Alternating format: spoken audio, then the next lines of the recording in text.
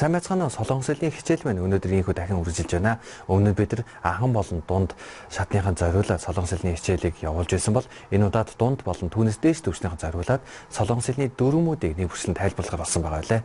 Тэгээ манай хичээл маань нэг удаадаа дүрмийг тайлбарлаж өгөх болно.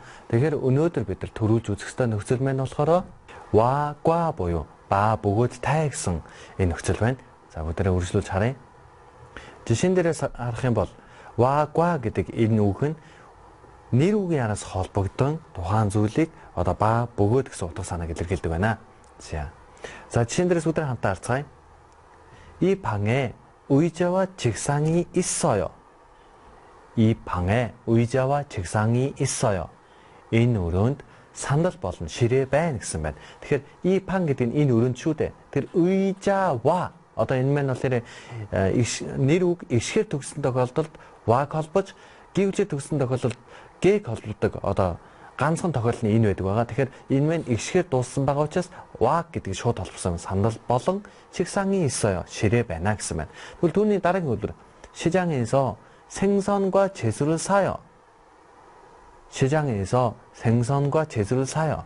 Тэгэхээр зах дээрээс загас болон ногоог худалдаж авна гэсэн санааг илэрхийлж байна. Тэгэхээр зах дээрээс загас болон гэд бидний үзэж байгаа нөхцөл нь гва гэд энэ дэр байна шүү дээ. Гүйгүүлэгчээр 생선 гэдэг нь хоёр үетэй бөгөөд хоёр дахь нь гүйгүүлэгчээр төгссөн байгаа учраас гваг шууд холбосон байна. Анзаараарай. За түүний дараагийн үйлдэлийг харцгаая бүгдээ. 절수는 영수와 사와요. 절수, 영수 гэд 영수 гэдэг нь хүний нэр байгаа. Тэгэхээр 영수 гэдэг нь ишгээр дууссан байгаа учраас 와 холбогдоод 영수тэй муудалцдаг гэсэн байна. За түүний дараагийн үйлдэл 절수가 순이와 결혼할 거예요.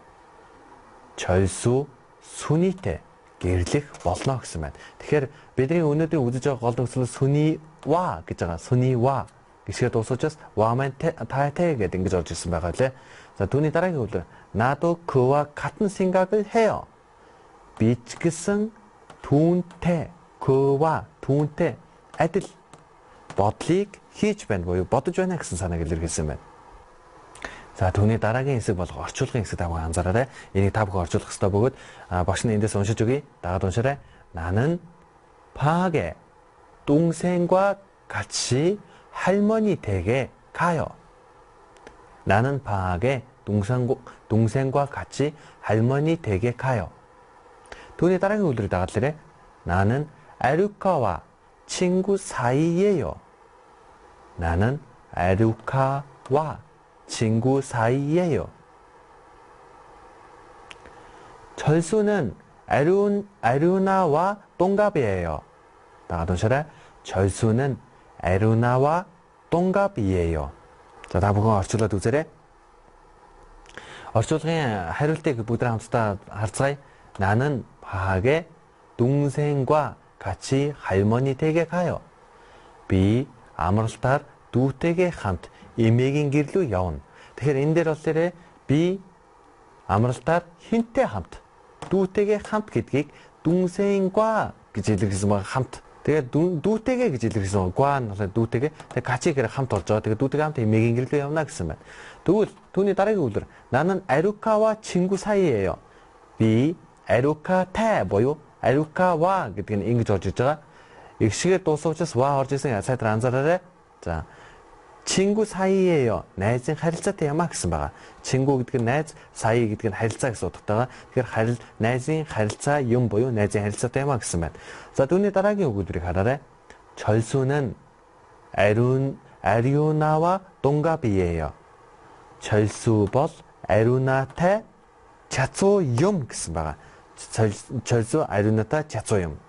Манай түүн Монгол хүний сэтгэлгээнд нийцүүлэн солонгос хэлний бүх шатны ном сургагчдыг боловсруулан гаргаж, мэргэжлийн түвшинд солонгос хэлний анхан шатнаас эхлээд солонгос хэлний түвшин дагдаг шалгалтын дээд шат хүртэл бүх сургалтуудыг Монгол болон солонгос багштайгаар байнга эсрэг даван суралт явуулж байна. Манай түүний багш нар магистр болон түүнээс дээш зэрэгтэй ба Монгол түүний онцлогт нийцүүлэн хичээлийг сонирхолтойгоор явуулдаг.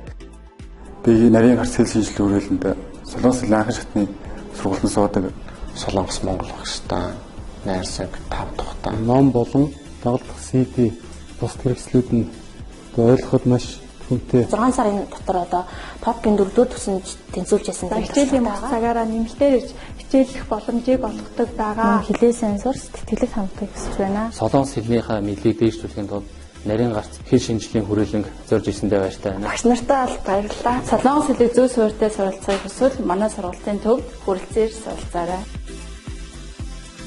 Та бүхэн солонгос хэлийг чанартай зөв суурьтай сурмаар байвал нарийн гарц солонгос хэлний мэргэжлийн сургалтын төвд хүрэлцээрэй. Та сурч чадвал бид зааж чадна гэсэн уриалгаар манайх үйл ажиллагаа байнга явуулж байна. Манай хаяг 13 дугаар хоолойн автобусны буудлын баруун талд байрлах Британий элчингийн баруун хойд талд Могилская офисын 5 дугаар давхарт 505 506 дугаар хонд байрлаж байна.